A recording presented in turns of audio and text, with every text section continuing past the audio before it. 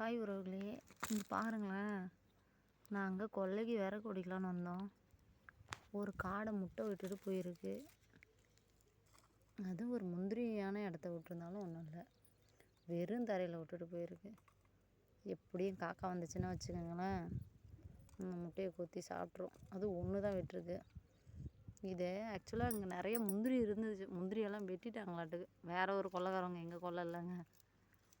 அதனால் அந்த பழக்கத்தில் வந்து விட்டுருச்சுன்னு நினைக்கிறேன். இப்போ இந்த முட்டை என்ன பண்ணுறது? விட்டுட்டு போனால் காக்கா வந்து உடச்சி குடிச்சிரும். நம்ம வீட்லேயே 2 கோழி குஞ்சு பறிச்சிருச்சு. இந்த முட்டையை கொண்டு அப்படியே ஃப்ரிட்ஜில் வச்சுருந்து திரும்ப கோழி முட்டை விடக்குள்ள தான் வலை வைக்கணும். வலை வச்சா காடை பொரிக்கும். காடை கொஞ்சம் இதுதான் ஃப்ரெண்ட்ஸ் காடை முட்டை. இப்படி தான் இருக்கும் காடை முட்டை. ஆனால் பரவாயில்ல, இது கொஞ்சம் சைஸில் பெருசாக இருக்குது. ஏதோ பெரிய காடை விட்டுருக்க மாட்டுக்கு. இல்லைன்னா யாராவது பக்கத்தில் வீட்டில் கோழி முட்டை வலை வச்சுருந்தாங்கன்னா அவங்கள்ட்ட கொடுத்து நம்ம வச்சோம்னா வச்சுருந்து நமக்கு குஞ்சு எடுத்து தருவாங்க. காடை குஞ்சு. காடை வீட்லேயும் வளர்க்கலாம். வளர்த்தா நல்லா பழக்கம் இருந்தால் நல்லா வளரும். ஆனால் பாவம் அதோட தாய் ஒரு முட்டையை மட்டும் தனியாக விட்டு போயிடுச்சு. இல்லைன்னா நாயெலாம் வந்துச்சுன்னா கூட குடிச்சிடும், காக்கா குடிச்சிடும். அதனால் அந்த முட்டையை நம்ம வீட்டுக்கு எடுத்துகிட்டு போயிடுறேன். யாரும் திட்டாதீங்க. சப்ஸ்கிரைப் பண்ணுங்கள் நண்பர்களே.